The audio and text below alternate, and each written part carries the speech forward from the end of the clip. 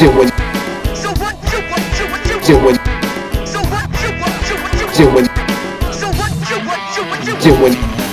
can't front on that. Yeah. What you doing? What you doing? What you doing?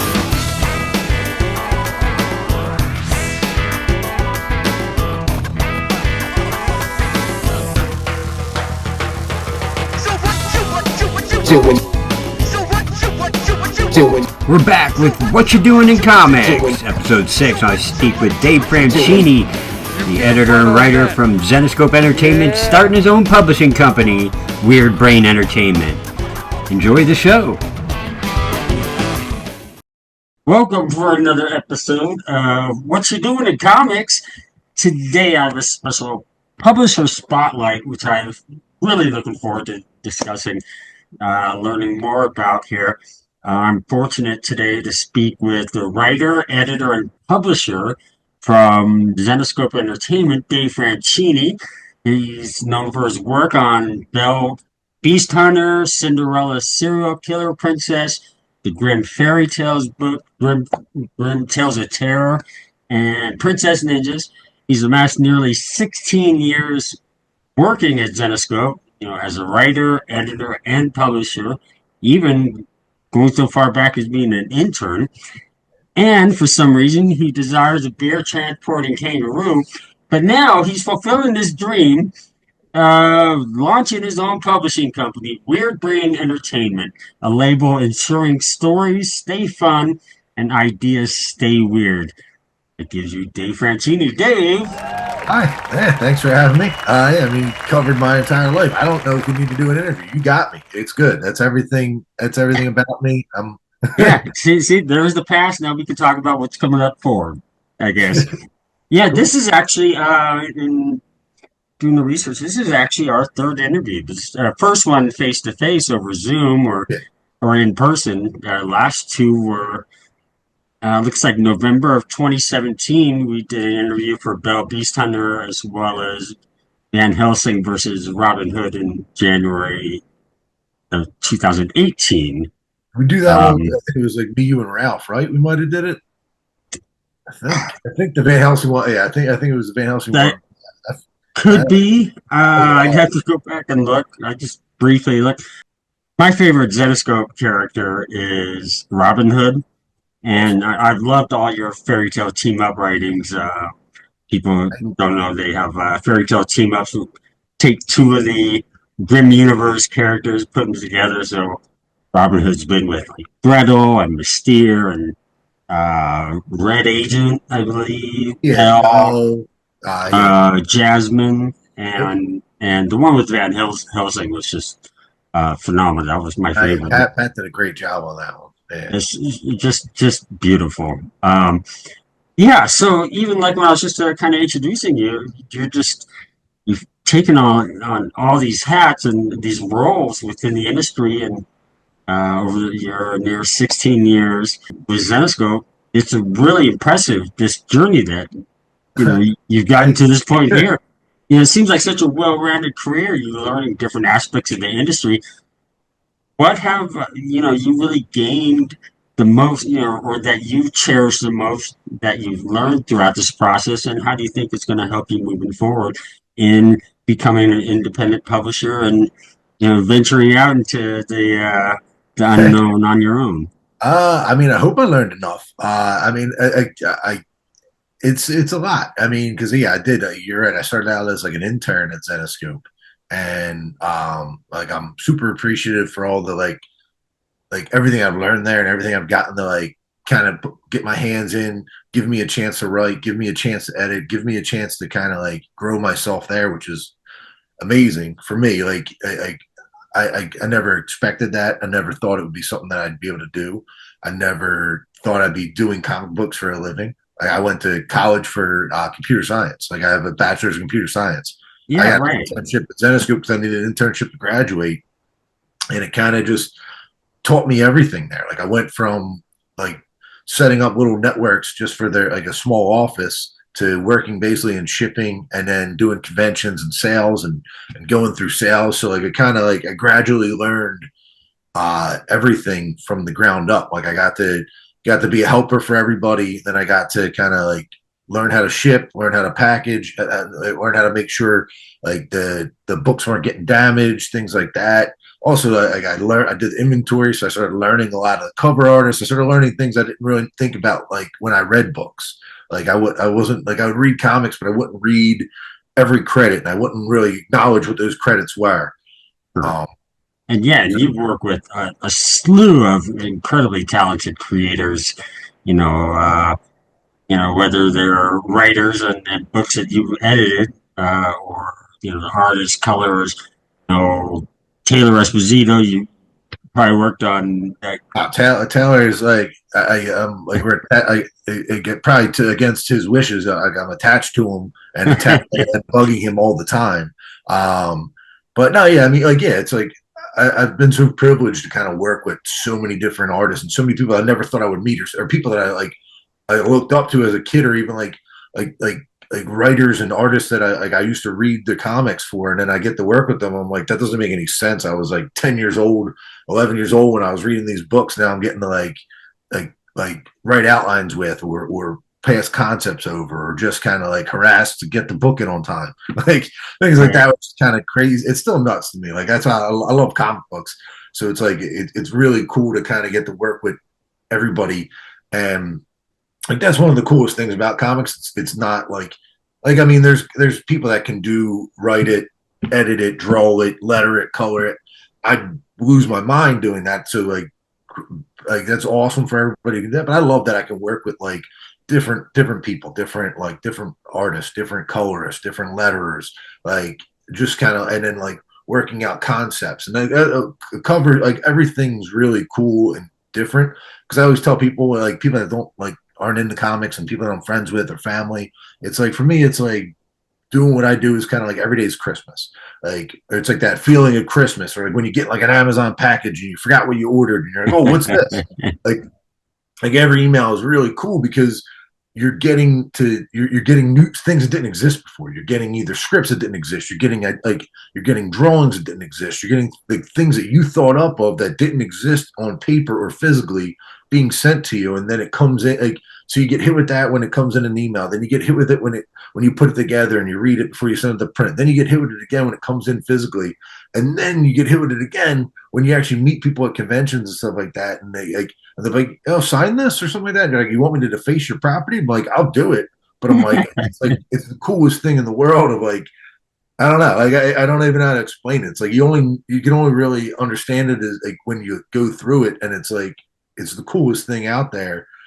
And so, but I mean, that's the thing. Like I got the experience to kind of see how it all got made from the very beginning to just like shipping books out to people, to selling it to people, to meeting new fans, to learning how to get new fans, learning how to pitch books to people, and how to get them excited about something that you're excited about, which is like another awesome feeling is when you tell them about a book and they've never read it. Like they walk by the booth and you're like, have you ever read this book before? No, never heard of it. And you tell them it and they walk away with like a copy of it. It's like, yes, like it's I don't know. It's No, sure. It's perfecting your craft. It's, you got to get that pitch. You got to know how to, attract the new buyers and make new fans that may start showing up at your next show and purchasing more, or getting books signed by you. Well, I mean, it's so cool about comics is that like you build a community by accident. Like you just basically start liking things that you like things and then other people like it, and then the cool thing is you get to contribute. I know I say a lot of things are cool things, but I mean the comic industry is just cool. But it's like you get to contribute into something that like goes into people's houses and goes into people's lives, which is kind of weird, and it makes it seem like it's more special. But I don't know. I think they are, because it's interesting. It's very interesting to see something that goes from a thought, a word, a sentence, and then it turns into something that people can hold, read, and then it can either inspire them, whether they liked it and they're trashing it, and it gives them reason to kind of like voice their opinion, or they like it and they're like, I want more of it, or it inspires them to make something of their own like that. Like it's cool. It's just it's a very, very unique, lucky industry I've got to come into, and I'm hoping that I can get to stay in it because I kind of like after 16 years, I kind of like eat, breathe, and sleep it, and that's all. Yeah, that's all I want to do now. So it's like, and I mean, like, that's the thing too. Like, I'm basically going from left to right. Like, I'm not really like, I'm not like, oh, I've done all this stuff. I want to create my own things coming up. I want to have like a lot of control over like how it gets out there, where it goes, and it just it's a new challenge where it's like, I'm not saying that I'm unchallenged at Zenoscope, which is it's like if you saw our hours and you're like, no, there's a lot of stuff going on, but I kind of want to see. I don't like living with regrets, and I want to see if I can make something and I can create something that people like that that didn't exist before. Yeah. And I think that your journey through this industry is probably going to be very helpful for you because you're starting a new publisher, you're starting a Kickstarter, campaign for the first time. And so, you're going to be doing fulfillment. And so you're going to have all these new things to learn. But it sounds like you wouldn't have any problems making any kind of adjustments and getting right in there. Problem is going to be sleep and caffeine, I guess. Like, because I mean, like, that's the thing too. Comics are very expensive, and so I got to be a one-man army for the foreseeable future. I mean, I got to hope that the fan base that I've cultivated still wants to read my stuff outside of Zenoscope, which I hope people will want to. But yeah, I mean, it's exciting and it's scary and terrifying all at once. Like, it's just a big bowl of like, I don't know what's going to happen, but I'm excited about that too. Like, but I mean, like, you got to make that step. You got to, if you don't, then, like you mentioned that, you don't want to regret this by not, actually taking that step. Well, it's I look at it and it's a little darker, but it's like, I look at it as nothing's promised tomorrow. We could die tomorrow. Anything can happen, and I want to make sure that I get everything out of me that I can. And I mean, that's not like I'm going to die with regrets. I'm not going to know, but at the same time, like I want to make sure I get out as much as I can before I can anymore. And like so, like yeah, so if you don't sleep for a little bit, that's fine. I just want to make I just want to be able to make stories and get stuff out there and work with the artists. Like that's it. That's one of the coolest things. Is just and let's. I'm sorry, no. No, yeah, you're good. I'm nerding out about like comics. That's all. Hey, I mean, it's such an amazing industry, and yeah, people once you get into it, and I didn't really learn it as much, know so much about it until I became in the comic book press and attending conventions on a regular basis to see the inner workings and such the community feel where creators, are cheering on other creators and everyone wants the best for everyone and it's such a wonderful community. You mentioned with Weird Brain, this is something brand new. You're kind of taking this on. What does personnel look like for you at this moment, or where are you headed, coming up here? Because I know, like, it's stated on the Weird Brain website that creators can email you regarding submissions. So I know you're still in the early stages. So, so like, basically, my hope is, my hope and my goals are. Basically, I wanted to create something that I can write comics and create things for the rest of my life. Like that's what my hope is with this. I would like to grow it to the point where it just isn't.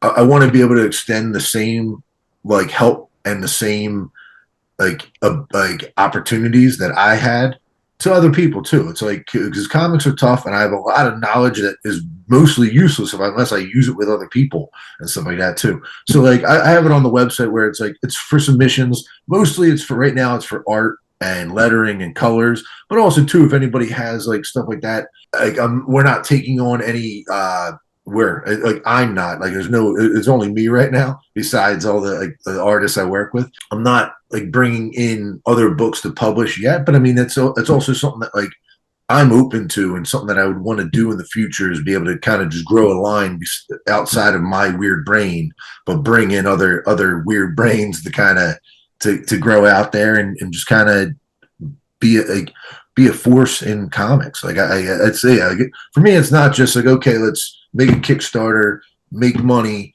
and then get a book out every once in a while. It's like I want to do these Kickstarters, and I produce as many books as I can and get them out there. And just like the whole point is just make more books, create more content, give more people jobs. Like that's what I love about, like, that's always a thing where we've always dealt with at Zenescope, where it's like people are like, you guys do so many covers, and it's like, yeah, but you're looking at it the wrong way. Like, we're not forcing anybody to buy them. We love that people buy them, but at the same time, and we need people to buy them. But at the same time, you're giving artists, and like a lot of times, you're giving artists that aren't getting a chance anywhere else to draw art, to draw covers, to draw stories, to get their name out there, to do what they love for a living.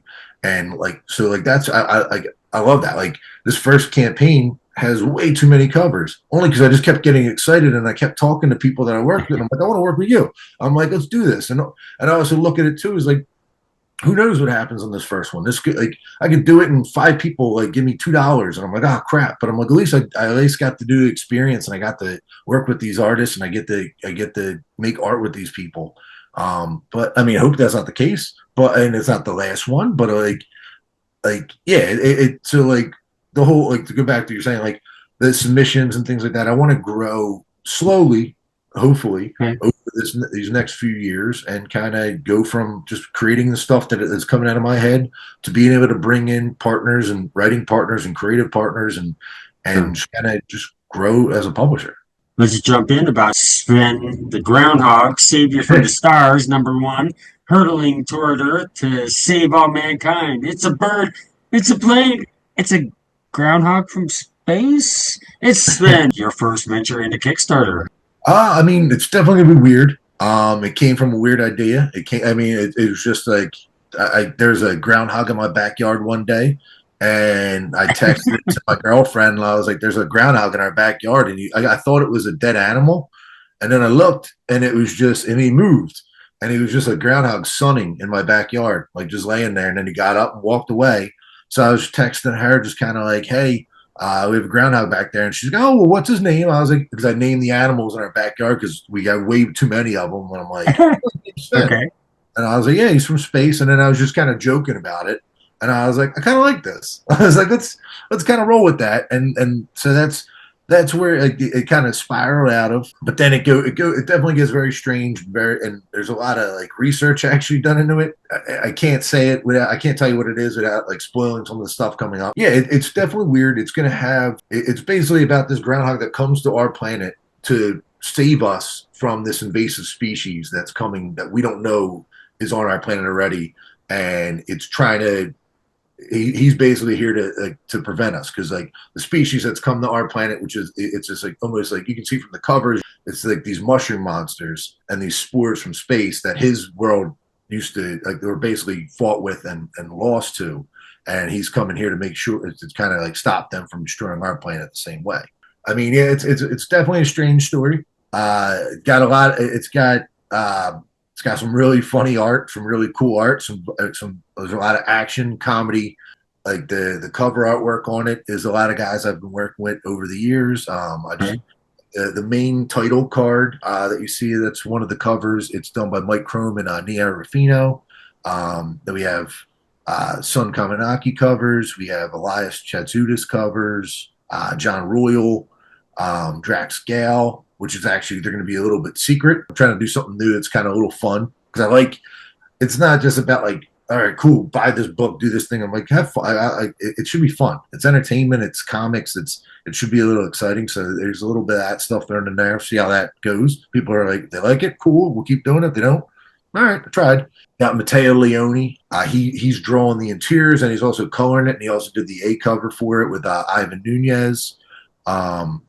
Thing is, I've only worked with him once before this. I worked with him we did a licensed comic for an HR firm that like hired Zenescope to do a comic book for their HR firm. And I found Matteo like years ago, and we worked together. And like when I was coming up with the story, I kind of had like this kind of artwork in mind, and I was like, oh, cool. Like, let's reach out to Mateo and see if he's available. And he's like, yeah, I'm down. And I was like, oh, that's crazy. Like, I was like, I didn't know if you'd remember me. He's like, no. He's like, I think we were his first comic in like the U.S. market, and it wasn't really released out there. It was released to an HR firm, but I think we were the first U.S. company he worked with. And I was like, oh, that's awesome. Yeah, so like it's kind of cool. Like you can dig back from people you used to work with and kind of like launch something new with them. Because we like this is just the first book. Right now I have seven at least scripted, and so I gotta. I mean, for now, like they're scripted and they're being worked on, but I gotta hope that hope for the best coming up here. But yeah, there's a bunch of different weird genres, different weird ideas coming up from a bunch of different creative teams. Other covers is like Leonardo Colapietro, Sonia Matas. Oh no, Paul Green. No, not on this one. No, okay. But I mean, like I love working with Paul, so I'm hoping sometime soon. No, nothing with Paul Green yet. But we're talking. I think we agreed on like a few covers for the year, so we'll have some stuff coming up. I'm trying to think, we have Sonia Matas and Coco Aspen on this one. There's a lot. John Royal, Jagdish, and Torella all jumped on the cover together too. Like, I'm kind of throwing it all in because I'm like, I don't know how people are going to react to it and receive it, and I want to make sure that like if I'm going out there, I'm going out swinging a little bit and making sure that people like it. I mean, that's the thing too, and that's the thing. I love working with all of them, and it's cool to be able to just find an excuse to keep working with them too. Well, just that list of creators involved in cover work, I mean, it just tells you that it's just going to be stunning. I mean, these are going to be just sharp-looking books. I mean, Zenescope has always had a reputation for just having just very detailed, authentic, real lifelike, phenomenal.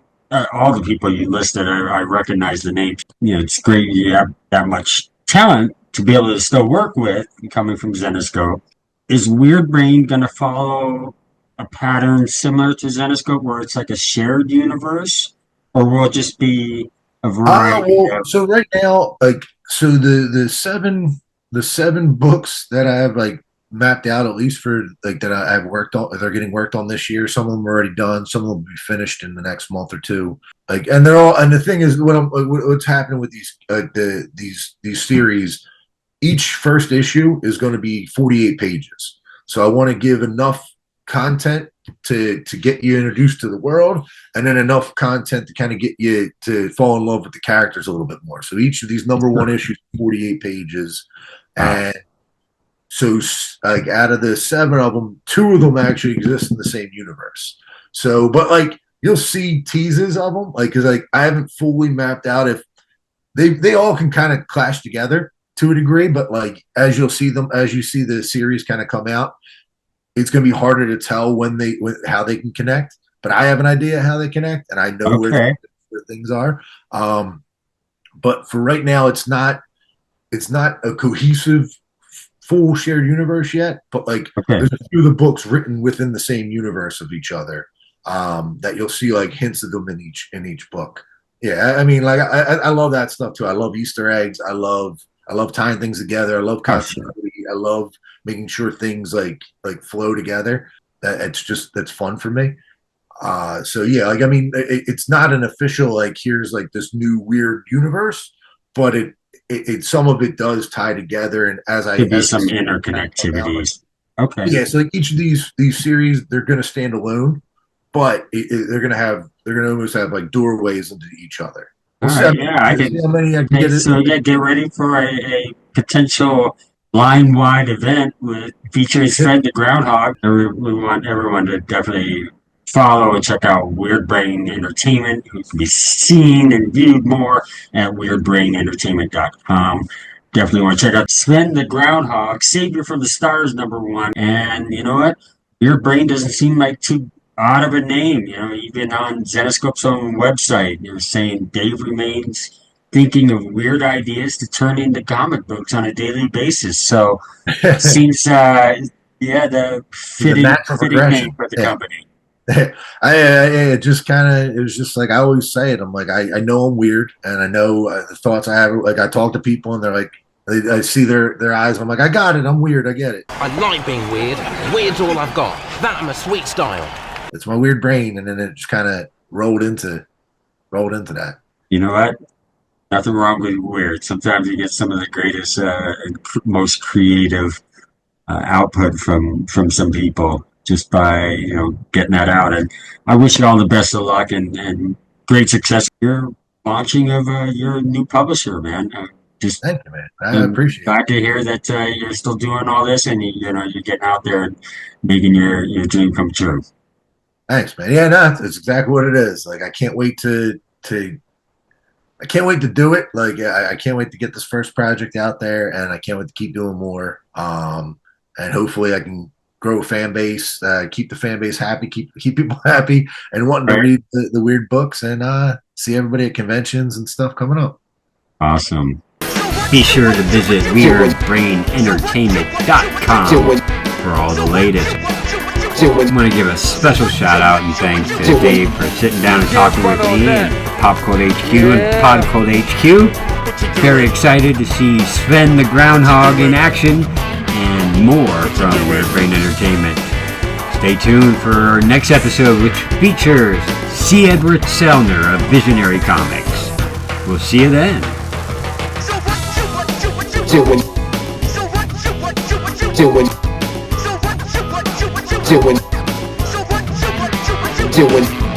can't front on that. Yeah.